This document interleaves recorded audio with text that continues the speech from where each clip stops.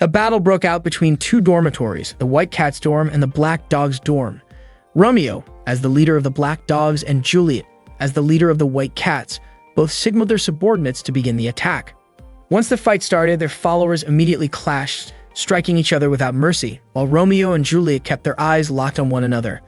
Hazuki tried to help Romeo, but he stopped her because he wanted to defeat Juliet on his own. The duel between the leaders then began. Romeo and Juliet charged forward, attacking each other.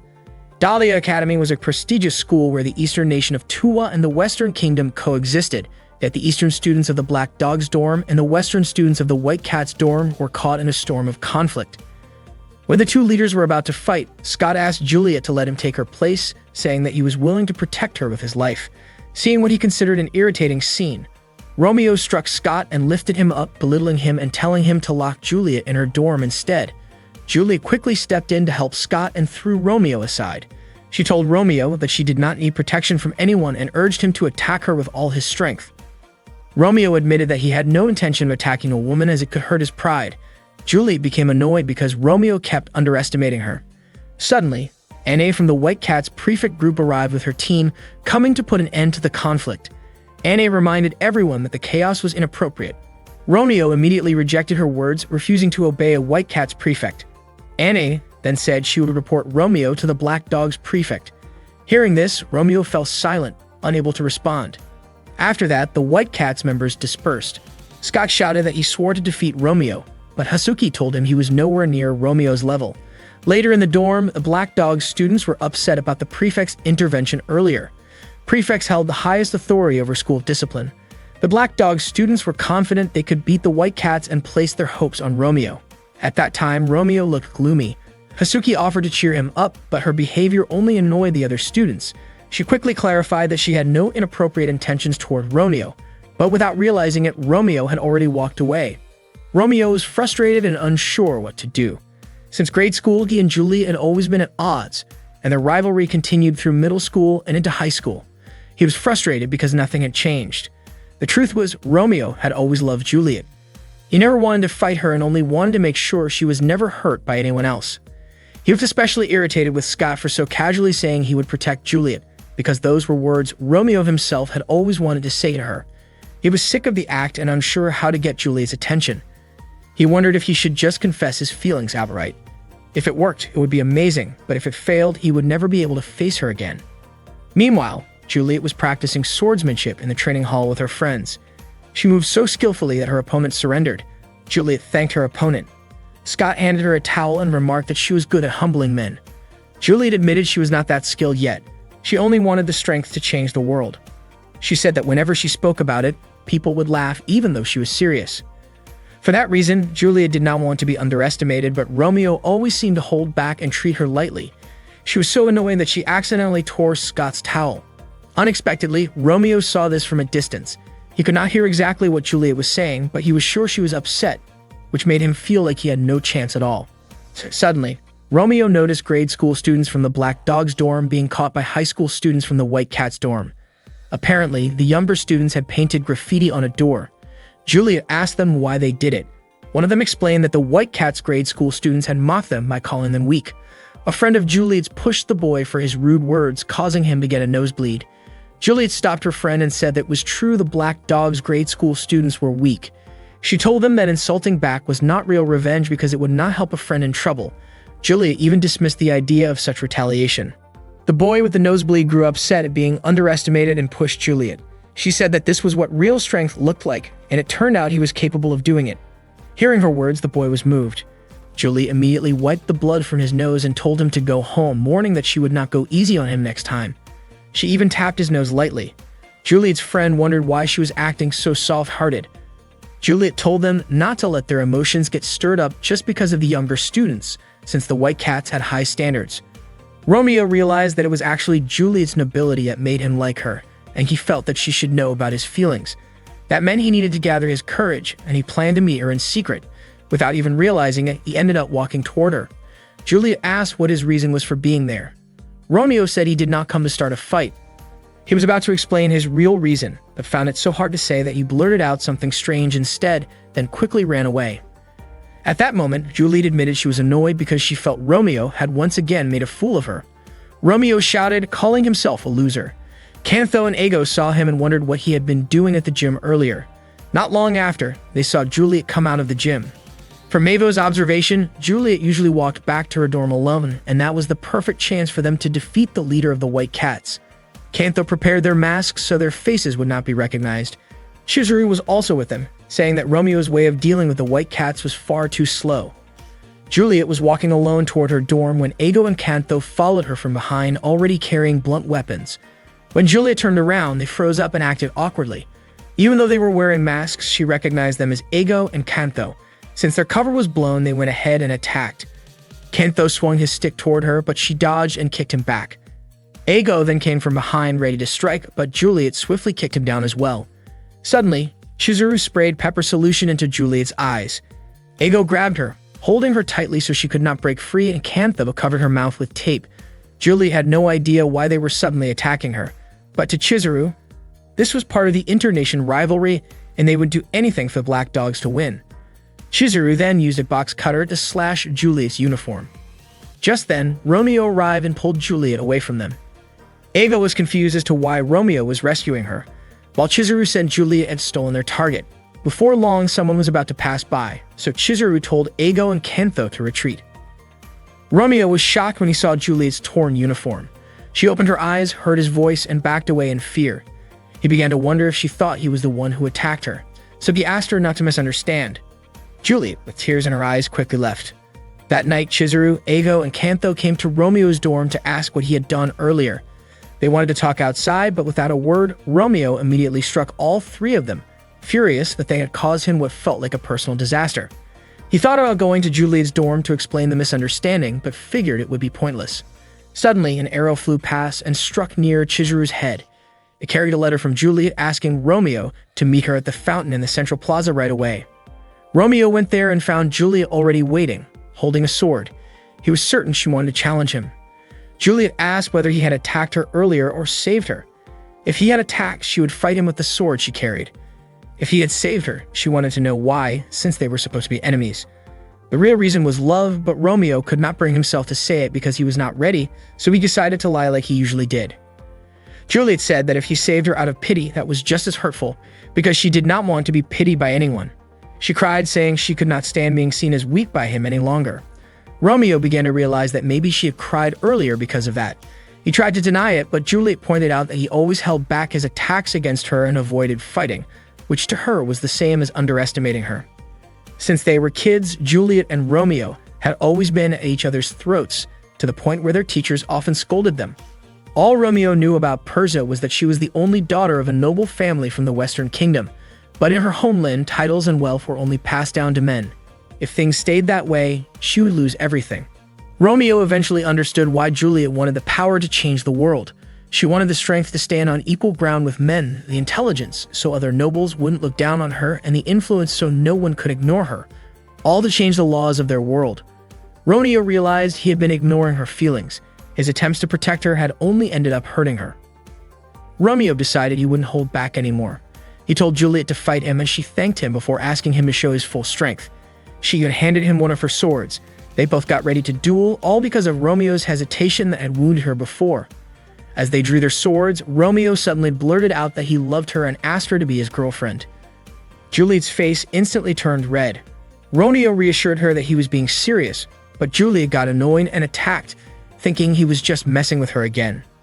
Romeo told her he wasn't joking, and that the reason he'd never fought her seriously was because he loved her. He insisted he had never thought of her as weak, but Juliet just couldn't bring herself to trust him yet and kept attacking. They continued clashing until Romeo finally said everything he had been holding in. He would even change the world if that's what it took to stay by her side. Juliet was taken aback and ended up shoving him into a fountain. Walking over to him, she called him an idiot, saying she didn't understand why he was talking like that. She doubted he could pull it off alone, so she said she'd help him. To Romeo's surprise, Juliet agreed to be his girlfriend, but only if he could prove he could change the world. Romeo could hardly believe what he'd heard and asked her to say it again. Overwhelmed, he started crying tears of joy. Koksha, who happened to be there, was shocked too, since Romeo had always thought Juliet hated him. Juliet admitted she had never said she hated him. When Romeo asked if she loved him, Juliet said she didn't know. She told him to keep their relationship a secret.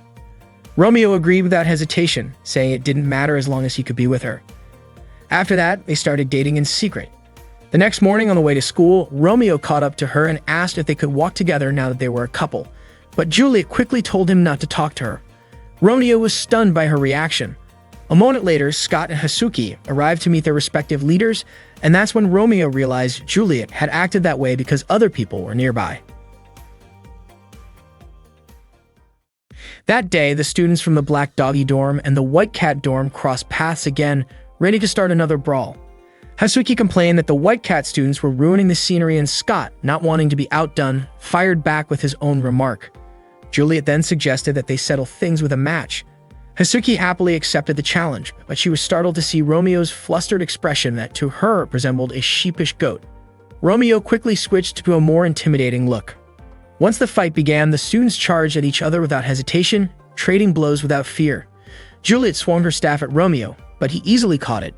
The battle grew more intense. Scott took a powerful kick from Hasuki, and Hasuki then offered to help Romeo take on Juliet. Scott, on the other hand, wanted to assist Juliet.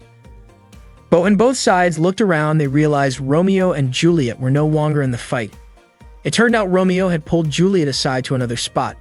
Juliet was confused about what he was doing. Romeo admitted he simply wanted to know more about her.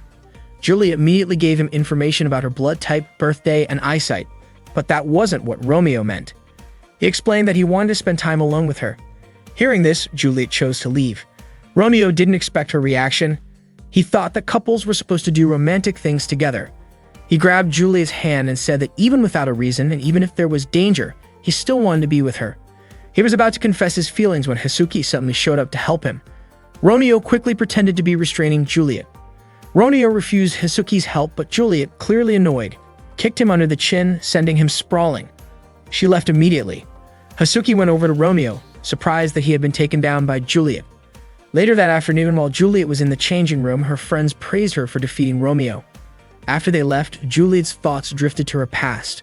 When she was little, she had wanted to give flowers to her father, but he turned her down, telling her not to bother him with unimportant things because he was busy.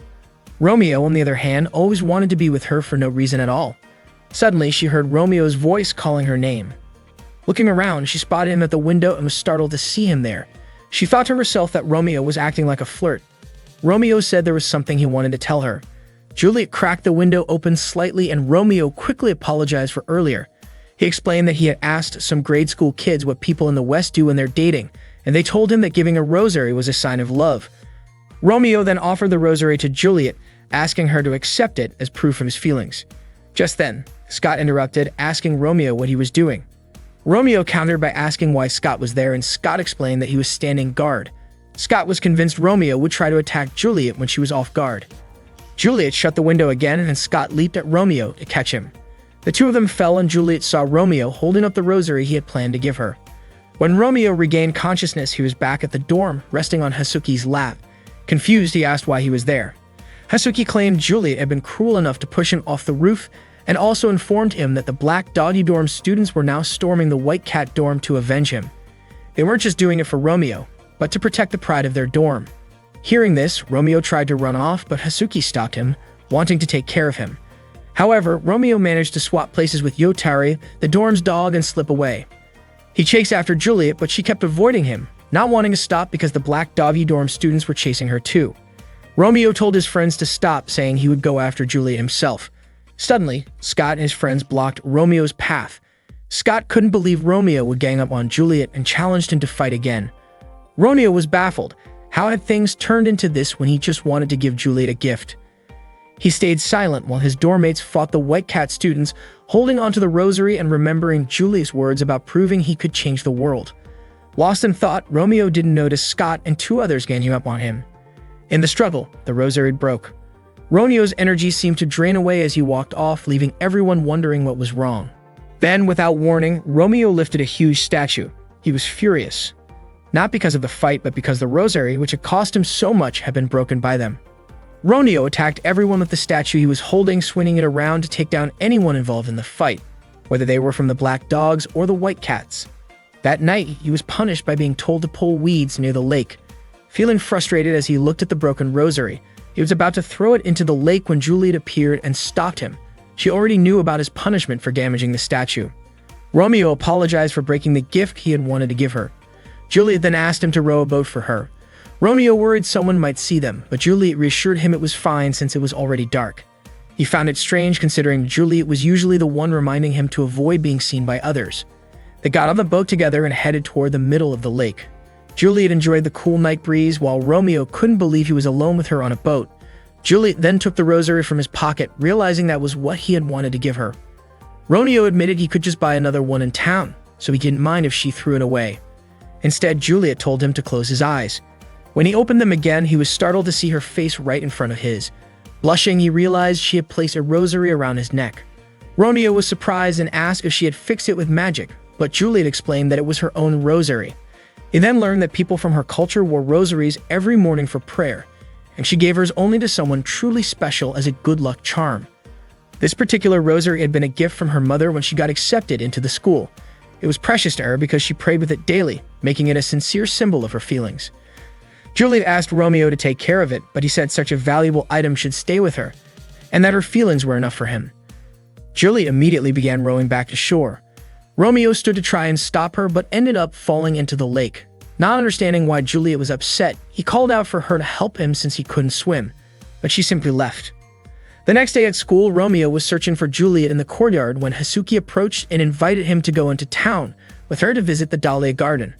Romeo refused, explaining he already had plans with someone else. Curious, Hasuki asked who he was going with. Just then, an adorable-looking boy walked up to Romeo, and Romeo quickly left with him. Only then did Hasuki realize why Romeo had never shown interest in her. She assumed he was into boys. Shocked, she fainted and was immediately taken to the student infirmary by her friends. Romeo hadn't expected Juliet's disguise as a cute boy to fool Hasuki so easily that would seem to have caused an entirely different misunderstanding. The day before, Romeo and Juliet had gone to the confessional to talk. Romeo had asked her out for the next day, since it would be the only day in May when they could leave the dorms. Juliet refused, saying it was impossible. If they had to meet in secret even just to talk, there was no way they could go on a date openly. Romeo then handed her a uniform and a wig for a disguise, both handmade by him.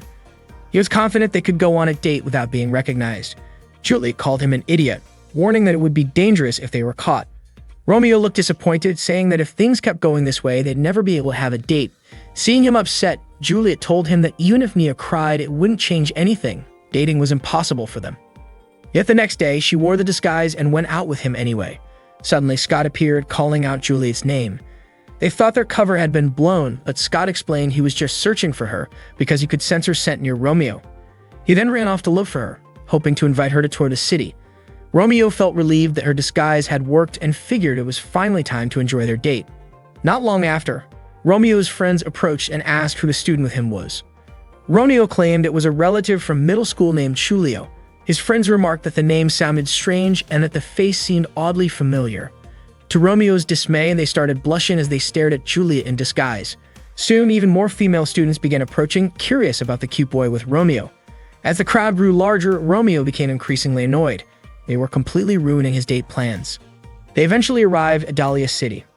Both the city and Dahlia Academy had been established as a symbol of friendship between the Western nation and Tua. To Romeo's surprise, his friends had followed them there. It turned out they wanted to hang out with Juliet as well. Romeo told them they would have to defeat him first if they wanted to spend time with her. Mia was puzzled to see Romeo looking so cheerful, especially since, according to Shizuka, he usually didn't care about those around him, had a stern face, disliked chatting, and often gave off an intimidating aura. At that moment, Romeo was picking out a rosary, while Juliet was surrounded by friends, which meant he couldn't give it to her in front of them. His frustration didn't stop there. When they went to a restaurant he had planned to visit, every seat had already been reserved. That ruined his idea of having a meal together while enjoying the ocean view. Romeo still couldn't figure out why his friends kept following him. In the end, they settled for eating ramen. Everyone tried to convince Juliet to sit with them. That was when Chartreuse from the White Cat's dorm happened to be at the same restaurant, enjoying her meal. She wasn't surprised by the commotion caused by the Black Dog students, but she was briefly startled when she saw Juliet's face. Romeo and the others ate ramen together, though he couldn't help wondering why they ended up in such a dull place. Juliet struggled to use chopsticks and accidentally spilled ramen on her clothes. Romeo quickly tugged at the hem of her pants so the hot broth wouldn't burn her skin, but Juliet yelped and hit him in embarrassment. Afterward, they went to an amusement park. Romeo hadn't expected his lunch and shopping plans with Juliet to fall apart like that, so he grabbed her hand and led her to the haunted house. Inside, he felt relieved to finally be alone with her in the dark. Suddenly, a zombie appeared. Romeo scolded it while Juliet immediately struck it before running out, refusing to go back inside. Romeo rushed to look for her, worried she might think of this as the worst date ever. Meanwhile, Chizuru was shopping with Kakushou and Eigo when he spotted Romeo looking downcast. Wanting to get back at him, Chizuru kicked Romeo into the sea and stepped on his head. Suddenly, Juliet arrived and scolded Chizuru, saying that even if Romeo could be foolish at times, he still meant a lot to her. Chizuru then tried to trick Juliet into being friends, but she threw him aside without hesitation. Later, Romeo and Juliet went up to the tower to talk. Romeo had thought Juliet had gone home, but she explained she had only gone to the restroom because the wig she was wearing was making her head itch. He suspected she might be upset because their date didn't go smoothly, but she smiled and told him she had heard about how different he seemed compared to his usual gloomy self when they were together. She can wonder how someone from Tua could handle such spicy ramen. To Juliet, a date wasn't just about eating and shopping. It was about getting to know each other. Because of that, she considered their date a success. Romeo was touched by her words. Unfortunately, Scott appeared and the two started fighting again. Romeo couldn't believe how their alone time always ended that way. Unexpectedly, when Romeo and Juliet returned to the dorm, Chartreux happened to see them together. When Romeo and Juliet were spending time together, Romeo asked her to keep her schedule free for the next 3 days since that day marked 1 month since they started dating. Juliet was surprised that Romeo had actually been counting, especially since their relationship could end at any moment. For Romeo, every day in their relationship felt like a life or death gamble, and the fact that they had made it a whole month without anyone finding out made him want to celebrate together. Juliet laughed, not expecting Romeo to be the type to get carried away with emotions. When Juliet didn't immediately agree, Romeo sulked. Not wanting to see him like that, Juliet finally gave in. Just then, Scott and Hasuki walked up to them. In a panic, Romeo and Juliet started pretending to fight so their relationship wouldn't be discovered. It turned out Scott and Hasuki came to tell them that Chartreux had returned to school after taking a year off.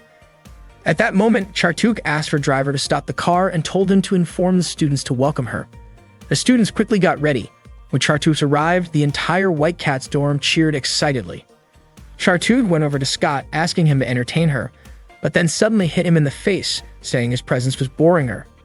Juliet greeted Chartreux, and Chartreux walked over to her, touching her hair. She seemed curious why none of the Black Dog's dorm students came to greet her even though she had told all students to welcome her. Romeo bluntly said he refused to do so because the Black Dogs weren't her servants. Chartreux claimed she could make him obey her. Hearing that, Romeo stepped forward, ready to confront her, but stopped when Chartreux quietly said she knew he was dating Juliet. Everyone was shocked to see Romeo freeze like that. Chartreux added that she knew about their disguise, but Romeo pretended not to understand what she was talking about. Then Chartreux showed him a photo she had taken of him and Juliet on a date. Romeo slumped to the ground, admitting defeat. Hasuki couldn't believe what she was seeing and even praised Chartreux's cunning.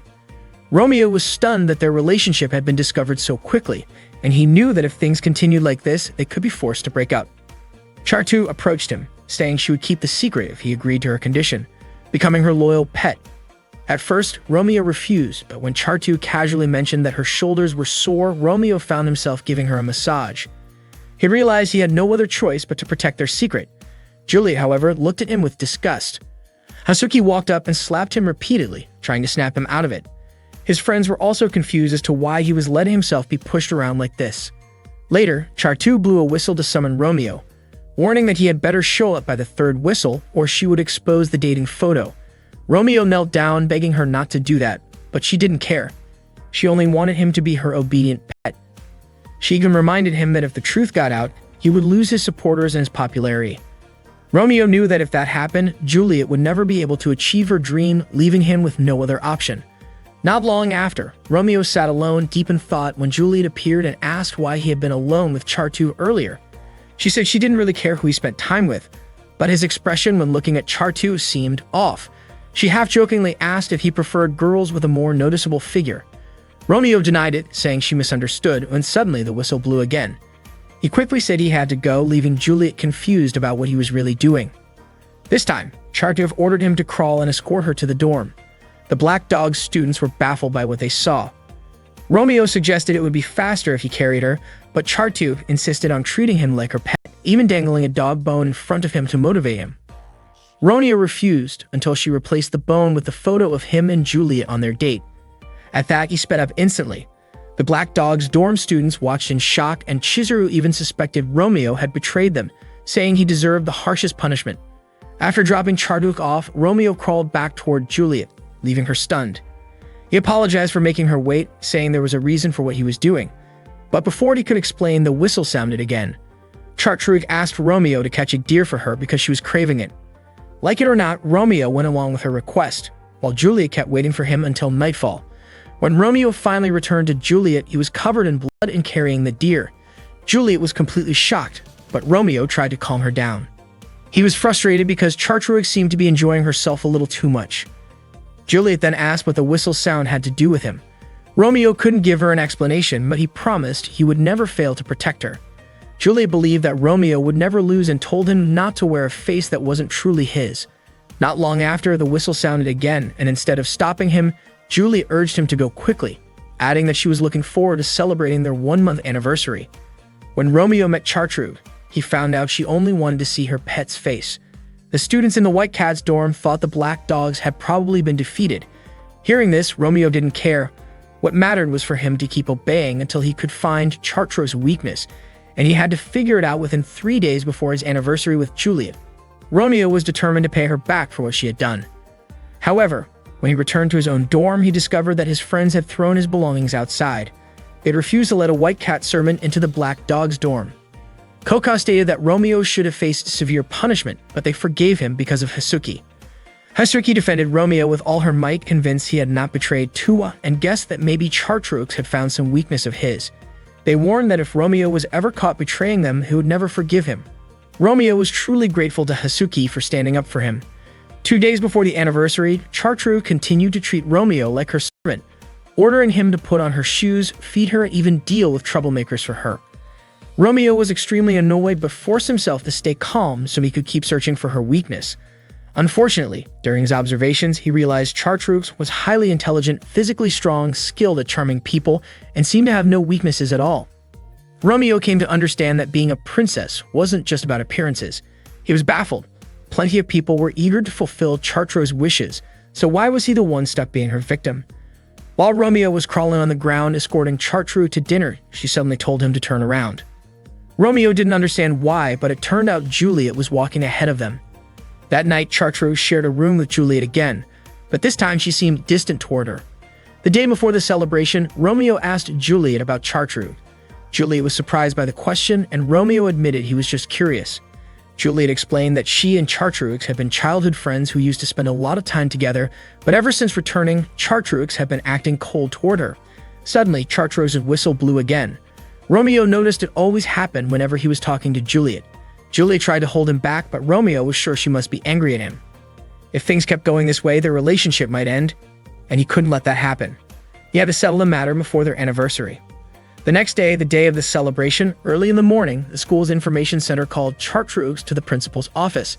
In reality, it was just a ruse Romeo had set up so he could search her room. He was looking for anything he could use against her, but before he could find anything, Charduk returned. She suspected someone had tricked her to get into her room. Believing the intruder was still hiding somewhere inside, she declared she would have that person expelled from school. Charduk checked under the desk but didn't find anyone. Then she looked under the bed, but there was nothing there either. She opened her wardrobe yet still found no one. At that moment, Charduk started to panic. It turned out that Romeo had discovered something unusual in her room, a hidden space behind her mirror. What was even more surprising was that the entire secret room was filled with photos of Juliet. Romeo suspected that Charduk must have feelings for Juliet. Charduk denied it, and when Romeo tried to take the photos, she stopped him, saying they were her collection. Romeo began teasing her, imagining what Juliet and the other students from the White Cat's dorm would think if they found out that the princess of their kingdom had secretly gathered photos of Juliet. Charduk immediately tried to attack him. Romeo suspected that Charduk wanted to break him and Juliet apart because she was jealous. Frustrated, Charduk pushed him away and admitted that Juliet had always been by her side, always listened to her, and was her most precious and important friend. Charduk was upset that Juliet had chosen to be with Romeo instead, something she couldn't forgive. She pleaded with Romeo not to take Juliet away from her because Juliet meant so much to her. Romeo then realized that Charduk truly liked Juliet. Soon after, they heard Juliet's voice from outside the door, and Romeo discovered that Juliet was actually Chartruk's roommate. Panic set in for Chartruk. Her photos of Juliet were scattered everywhere, and she didn't want Juliet to find out about her feelings. Romeo advised her not to give up and suggested buying some time. When Juliet opened the door, she suspected someone else was in the room, but Chartruk blocked her way. Juliet tried to enter, yet Chartruk kept stopping her and tried to start a conversation at the door. Growing suspicious, Juliet insisted on coming inside, explaining she had an urgent matter. When Juliet finally stepped into the room, all the scattered photos had already been cleared away. She went to fix her hair in front of the mirror. Chartruk assumed Juliet must have an important plan given how tense her face looked. Juliet was confused about why she was being asked that, and Chartruk admitted she felt like Juliet might not come back. Juliet didn't understand her meaning, assuring her that no matter what happened, she would always stay by her side because Chartruk was her friend. Juliet apologized for calling her Char, but Chartruk told her that only Juliet was allowed to call her that. She held Juliet's hand tightly, and for a moment, they both felt like things were just like the old days. Juliet then left, saying she had promised to meet someone else. After Juliet was gone, Chartruk opened the mirror again and found Romeo looking at the photos. She checked to make sure he hadn't stolen any. Chartruk asked why he had helped her when she had treated him so poorly. Romeo explained that if the truth came out, he wouldn't be able to use it against her anymore, and besides, he understood what it was like to be unable to confess feelings to someone you liked. Chartruk told him that as long as he was dating Juliet, Juliet would be in danger, and that was why she couldn't give her blessing. Romeo called her a girl who wasn't cute, to which Chartruk agreed, saying she was the tired princess from the West. That night, Romeo met Juliet by the lake and apologized for being late. He was surprised that she wasn't angry, and she explained something good had happened. Romeo told her not to worry about him asking about Chartruk. Juliet had already thought about it and said she could understand if he was curious about questionable things. Romeo quickly denied it, calling it a misunderstanding. He was shocked to see the rosary he had given her was whole again and that she was wearing it. Juliet explained that she had repaired it because she could never throw it away. Romeo was moved to tears, and Juliet worried that someone might see him like that. From a distance, Chartruk had been watching them. She decided to let Romeo be for the night because she owed him a favor for what he had done earlier, but only for that night. Since he was a kid, none of Romeo's classmates wanted to team up with him because they thought he was scary. They didn't even want to get involved with him at all. Romeo even started to believe he didn't need friends in the first place. But unlike everyone else, Hasuki never disliked him. Dahlia High School was about to hold the midterm exams, and Hasuki was getting ready for school, feeling genuinely excited about them. That day, Romeo encouraged his friends to give their best in the exams, telling them to aim for the highest scores and beat the White Cats. Everyone became fired up and determined to face the White Cats head-on. Juliet once again disguised herself as Chulio because Romeo had invited her to come meet him. Chulio found it odd that Romeo wanted her to watch the Black Doggy dorm students study. Romeo explained that it was part of the Black Doggy study camp tradition. 3 days before the exams, they would spend 72 intense hours studying until they collapsed, and no one was allowed to leave the dorm during that period. He invited Chulio because he wouldn't be able to see her during those 3 days. Chulio scolded him, saying he should be able to restrain himself. Meanwhile, Eigo and Kantho asked Chizuru to join the study session, but Chizuru refused because he didn't want to get close to anyone. When Chartruk saw Chulio, she suddenly decided to participate, but Romeo commented that Chizuru's foolishness might spread like a disease. Chizuru shot back, calling Romeo the kind of student who nearly failed every year. The two were about to start a fight when Hasuki suddenly arrived and scolded them. Hasuki appeared so strict, calling them brainless pigs who loved to cause trouble. To Julio's surprise, all the Black Doggy dorm students showed deep respect for Hasuki. They immediately straightened up and followed her orders without complaint. Julio couldn't believe how different Hasuki was compared to her usual self. Hasuki even threw books at Chulio and Romeo for talking during the session. Hasuki wondered why Julio, who she thought was a middle school student, was even in the study camp. Romeo explained that Chulio's academic level was on par with a high school student. Hasuki allowed her to stay because she didn't want the camp to kick out anyone. Chulio was still puzzled about Hasuki's sudden change in personality. It turned out that whenever Hasuki wore her glasses, she took on a more serious role. Despite her strictness, she was one of the smartest people in the Black Doggy dorm and took full responsibility for making sure no one failed during study camp. Hasuki then gave the students a test to measure their knowledge. Romeo tried to show off to Julio with question number 1, but ended up falling asleep. As punishment, Hasuki pinched his eyelids to wake him up. Chizuru treated the test like a challenge to see how well he could cheat. using his phone to look up answers. Giulio immediately called him out, saying that a guy looks cooler when he faces challenges honestly. Hearing that, Kantho encouraged Chizuru to teach Giulio a lesson, but instead Chizuru broke his own phone. Kantho was baffled that Chizuru would actually listen to Giulio. He tried to tell Eigo about it, only to find Eigo doing something even stranger. He was sketching a woman's chest shape into his graph. Hazuki came over, asking them to focus on the test. After the test, she explained how to solve the problems correctly. Giulio found it strange that Romeo didn't seem to enjoy studying, and he never complained. Romeo explained that if he failed at such a prestigious school, he would be sent back to his hometown. He also said Hazuki worked hard to make sure no one failed and truly cared for every Black Doggy dorm member, so everyone felt grateful to her. That night, Romeo escorted Juliet back to her dorm. She was planning to return by passing through the underground waterway. Juliet said she had enjoyed the study camp that day since the White Cats never held activities like that. She mentioned that they wouldn't be able to see each other until the exams ended, but she didn't mean she felt lonely. After Juliet entered the waterway, Hazuki suddenly appeared, surprising Romeo. She explained that he had suddenly disappeared, so she came to find him. Romeo assured her he hadn't gone far as he was still within the dorm grounds. He thanked Hazuki for helping him understand the lessons and said he was confident he would pass because of her. Hazuki felt relieved to hear that and was happy to see Romeo smiling again, as he had been acting strange around Chartreuse earlier. She suspected he might have been hiding something from her, but Romeo didn't deny it since Hazuki was his friend. Hazuki reminded him that they were allies and that she wouldn't mind if he asked her for anything. After Hazuki left, Chartreuse suddenly appeared and pinched Romeo's cheek, catching him off guard. Chartreuse was furious when she found out Romeo had smuggled Juliet into the Black Dog dorm by disguising her as a boy. She kicked him and called him indecent. She even threatened him, warning that if he ever pulled something like that again, there would be consequences. Romeo quickly apologized, surprised that Chartreuse had still been keeping an eye on him. Chartreuse accused him of being greedy for getting close to another girl and warned him to make sure Hazuki never found out about his relationship with Juliet, because if she did, the truth could spread to everyone. Romeo disagreed, saying Hazuki wasn't that kind of person. He trusted her deeply because they had known each other since grade school. But to Chartreuse, the fact that he had kept the relationship a secret for so long actually proved he didn't fully trust Hazuki. Romeo denied that, saying that everyone has their own secrets. Without another word, Chartreuse slipped away into the drainage tunnel. In truth, Romeo did want to be honest with Hazuki, but he was afraid that if he told her, their friendship might be ruined. That night, Chizuru noticed Hazuki smiling to herself and found it odd. Hazuki in turn suspected Chizuru had just stolen food from the cafeteria. Chizuru handed her an apple and guessed that Hazuki's dedication to the Black Dogs was actually for Romeo's sake. Hazuki's face turned bright red. Chizuru couldn't help but wonder what she really saw in him. Hazuki explained that when she was younger, she had trouble socializing with other kids and spent most of her time studying. Back in grade school, Romeo once complained about his bad grades, so she pointed out his mistakes on a test. Romeo called her a genius and kept asking her to tutor him. Eventually, he got much better grades. He thanked her and asked if they could be friends.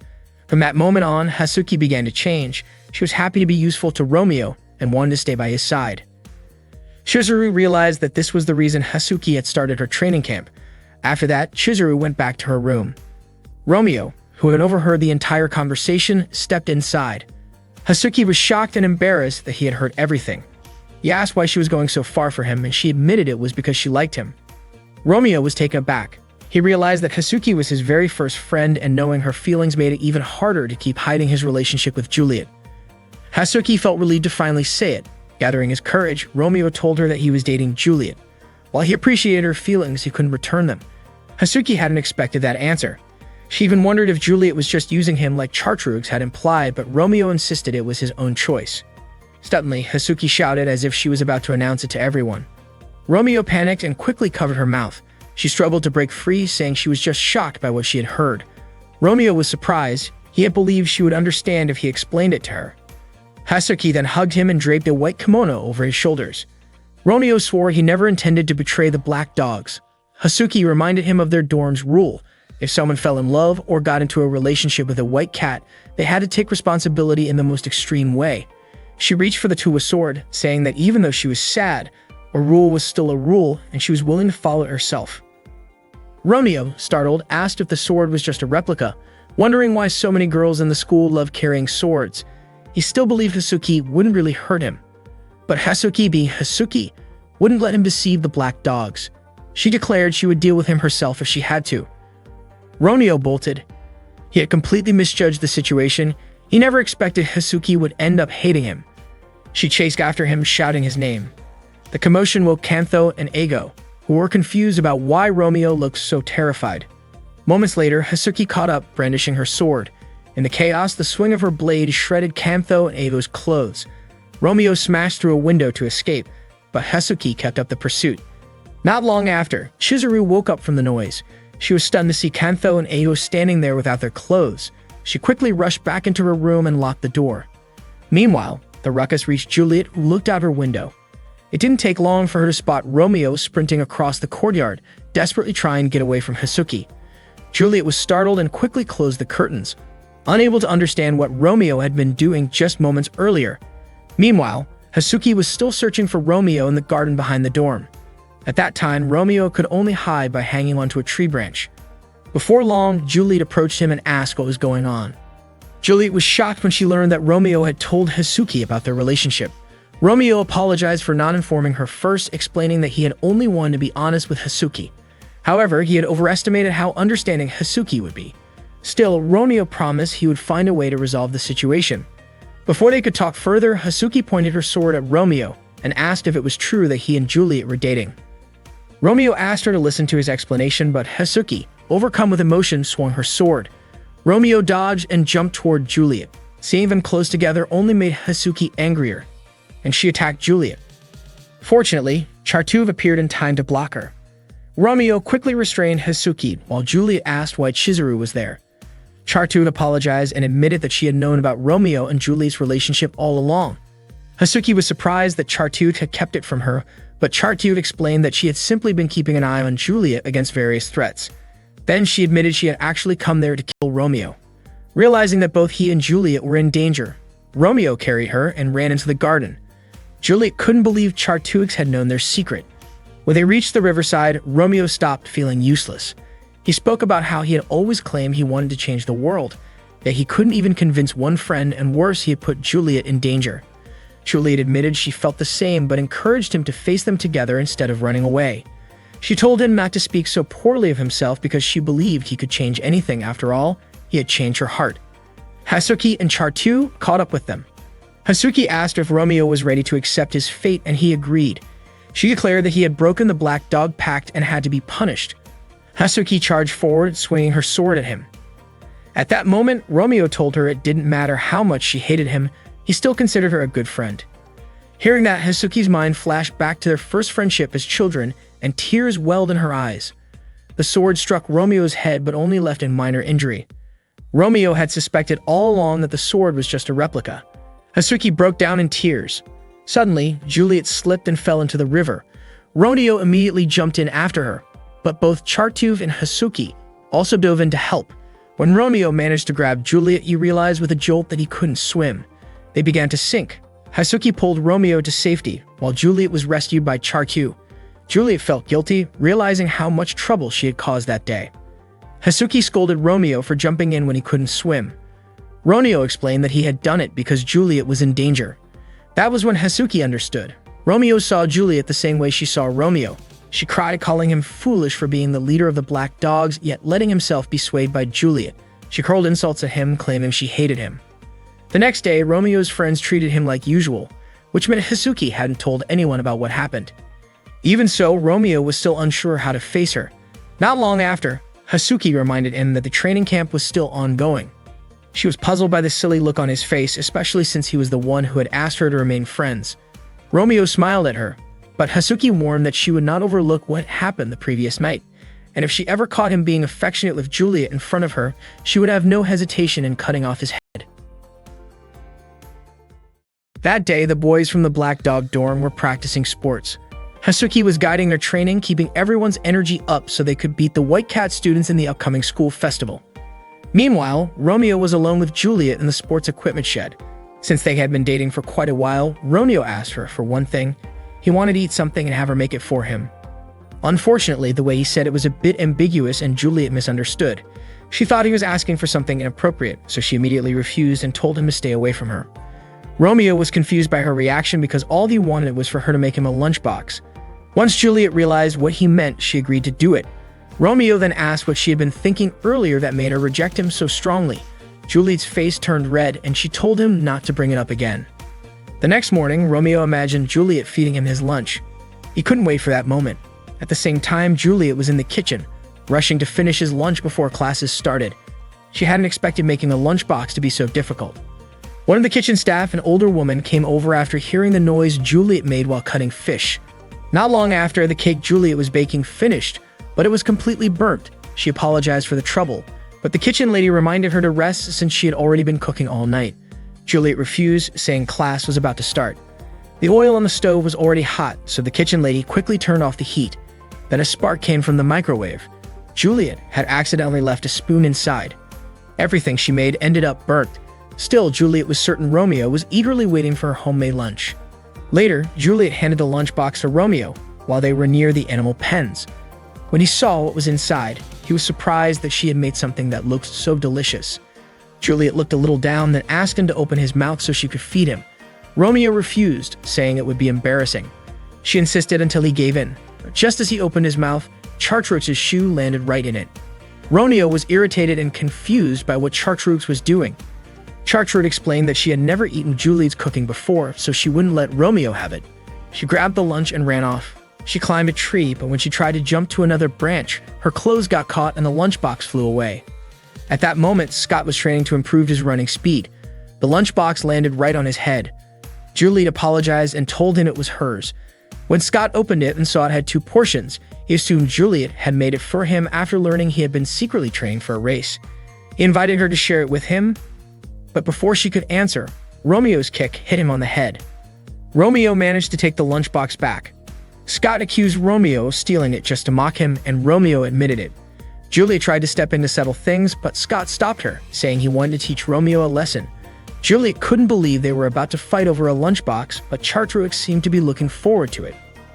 Scott attacked and grabbed the lunchbox, but Romeo pulled his hair and kicked his chest, taking it back again. Romeo even called Scott weak, which made him even angrier. Scott countered with a strong attack that knocked Romeo back, allowing him to grab the lunchbox again. Scott declared that protecting Juliet was his duty because she had once helped him when he was lost. Romeo said he didn't care about Scott's past, then uprooted a large tree and dropped it toward him. The lunchbox went flying once again. Romeo chased after it, desperate to get his lunch, but it fell into the pig pen, and the pigs devoured it instantly. Romeo was shocked to see Juliet's hard work vanish in seconds. Scott was upset, and even Chartreuse felt guilty since she had started the whole mess. Scott cried because he couldn't protect Juliet's lunch. Chartreuse pulled him away, saying she wanted to spend time with him. Romeo blamed himself for wasting all of Juliet's effort, but Juliet told him she was the one who should apologize. She admitted she hadn't actually made it. She couldn't cook, so she had asked the kitchen lady to make it instead because she didn't want to disappoint him. Romeo was stunned to realize he and Scott had fought over something the kitchen lady made. Juliet then offered him some cookies she had tried baking herself, even though they hadn't turned out well. Romeo gladly accepted them. She warned him not to expect much from the taste since she had overbaked them. Romeo ended up eating the burnt cookies. Even though they tasted terrible, he kept eating them and said they were delicious. Juliet hit him repeatedly as he continued eating her cookies, but Romeo just laughed and told her she was simply a girl with normal weaknesses. In his mind, Juliet should have just admitted that she couldn't cook, but she wanted to be seen as perfect. Romeo told her to just relax when she was with him, especially since they were secretly dating and nobody knew about it. Juliet promised that next time she would make him a proper lunch and would practice making it when she got home later. Meanwhile, Scott was being treated like a pet pig by Chartreuse and shouted for Juliet to save him. The next day, the White Cats were training under Hisuki's lead. They were incredibly coordinated and full of energy, which surprised Romeo. He couldn't understand why they were so determined to beat the White Cats, and it reminded him of the past. Back then, the White Cats had already been running since morning and were completely exhausted, but Hisuki still told them to keep running. When they complained about being tired, Hisuki, Shizuka, and Nia acted cute and encouraged them, saying their reward would be cold drinks and having their sweat wiped away. Hearing that, the students got fired up and kept training. That's when Romeo realized they were all being driven by attraction. Chizuru arrived with Eigo and Kento, wondering why everyone was so fired up. Romeo was surprised to see that for once, Chizuru agreed with him that the sports festival was a hassle. But Chizuru explained that he simply didn't want to lose to the White Cats and even planned to win by cheating. They discussed placing banana peels during the eating contest and slipping sleeping pills into food to sabotage opponents. Romeo couldn't believe they were taking it that far. Shizuku then banned Romeo from entering any competitions, blaming him for the Black Dog's loss in last year's festival. The two started arguing again, and Hasuki noticed. Nea teased Hasuki for watching Romeo, asking why she hadn't been chasing after him lately like she used to. Hasuki admitted she wasn't sure what to do anymore. Shizuka brought up a popular school myth that if someone won the MVP title at the sports festival and danced with their chosen partner during the closing ceremony, they were guaranteed to become a couple. Shizuka suggested Romeo should dance with Hasuki at the event. Hasuki immediately covered Shizuka's mouth and scolded her. Romeo, thinking the dance meant some kind of traditional folk dance, agreed without hesitation if that's what Hasuki wanted. Hasuki laughed and walked away, while Romeo remained completely unaware of the real meaning behind the myth. The White Cat dorm students continued their training together, chanting cheers that mocked the Black Dogs. Scott was convinced he could win the MVP title and planned to ask Juliet to dance with him at the closing ceremony, which according to the myth would make them a couple.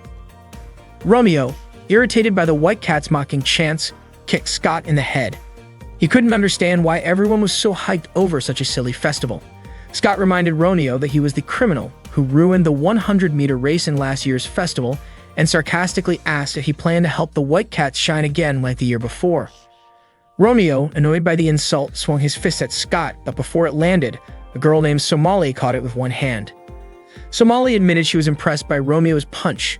Abby then told Somali to behave more gracefully. Abby was very popular among the girls, and Somali asked him to praise her for stopping Romeo's punch. Romeo didn't even know who Abby or Somali were. Abby called him out for being out of touch, saying they'd been at the same school for 10 years. Abby introduced himself as a model and the school's #1 most attractive guy, while Somali claimed to be his girlfriend. Shigen said they had made a promise about their future together, but Abby denied it, calling her a dreamer. Abby then turned to Juliet and asked her to go out with him if he won the MVP title. Juliet immediately refused, saying she disliked shallow guys like him. Suddenly, Abby felt an intense, intimidating aura from both Romeo and Scott. Somali suddenly attacked Romeo, thinking he was an enemy of Abby. Romeo was ready to fight back, but Juliet stepped in and stopped him. She asked everyone to calm down and suggested that they settle things at the upcoming sports festival instead. Abby was puzzled by how angry Romeo seemed and wondered if maybe Romeo had fallen for his good looks. Romeo shot back by saying Abby was like a little brat.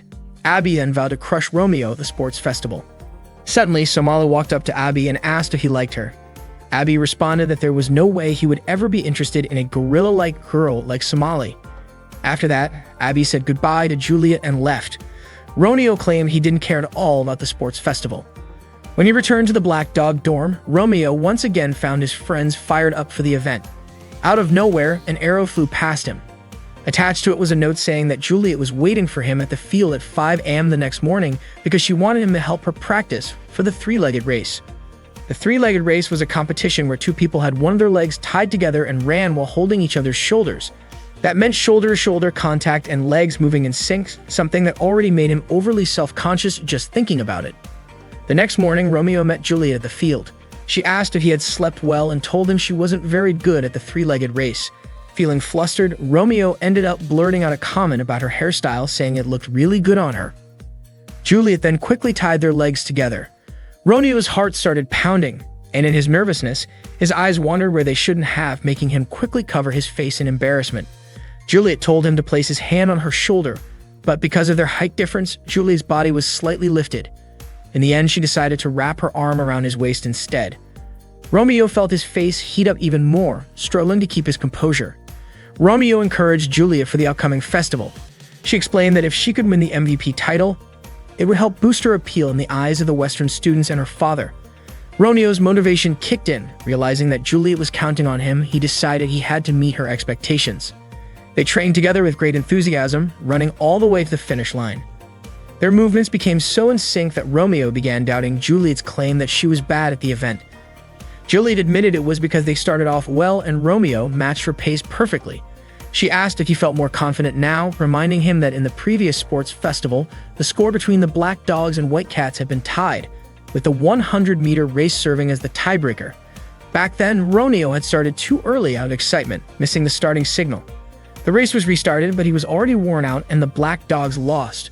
Juliet told him he had the chance to make up for it this year. She also asked him to relax because if he looked gloomy, it would bring her spirits down too. Romeo realized she was saying that for his sake. Juliet wanted him to give his all in the competition, adding that if she won the MVP, Romeo would have to grant her request. Romeo asked if the same would apply in reverse, and she agreed. With that deal in place, Romeo felt fired up. He began running at full speed during practice and even volunteered to represent their dorm in the 100-meter dash. Hasuki was happy to see his renewed energy, while Chizuru was surprised, knowing that Romeo had initially refused to join any events.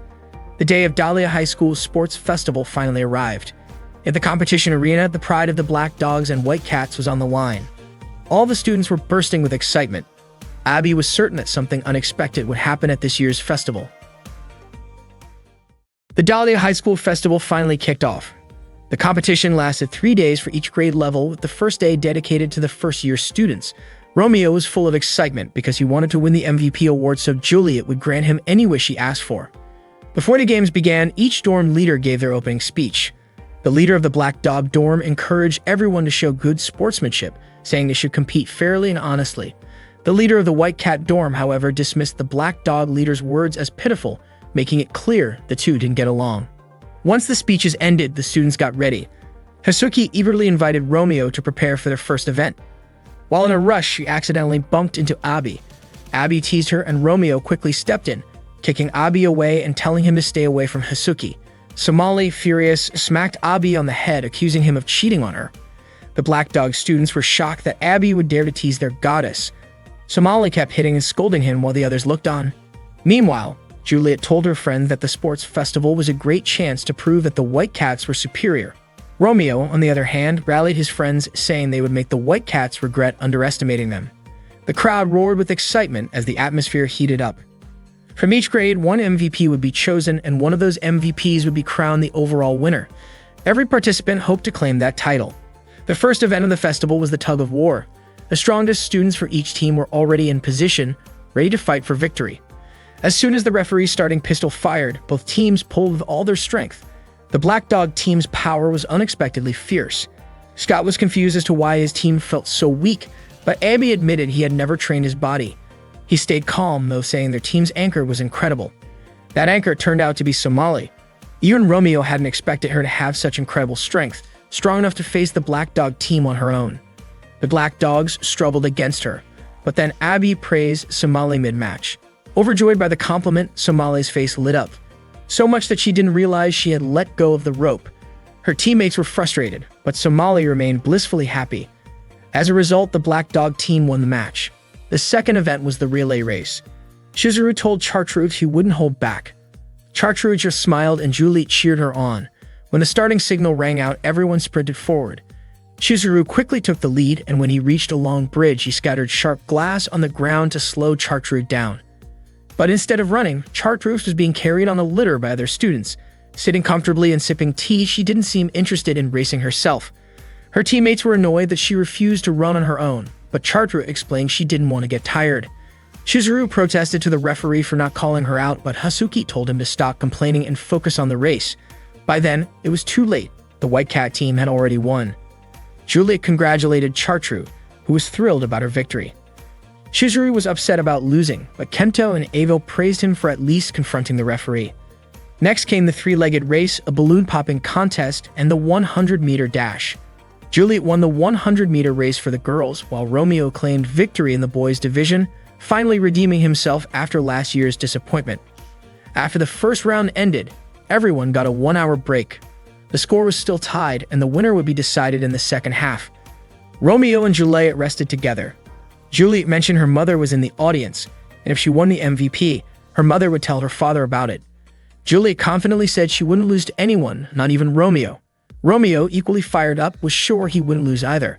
He asked if she would introduce him to her mother, but Juliet refused, saying she would do that in the future. That made Romeo nervous. It meant Juliet was basically expecting them to be together someday. Juliet then urged him to head back to the arena since the next event was about to start.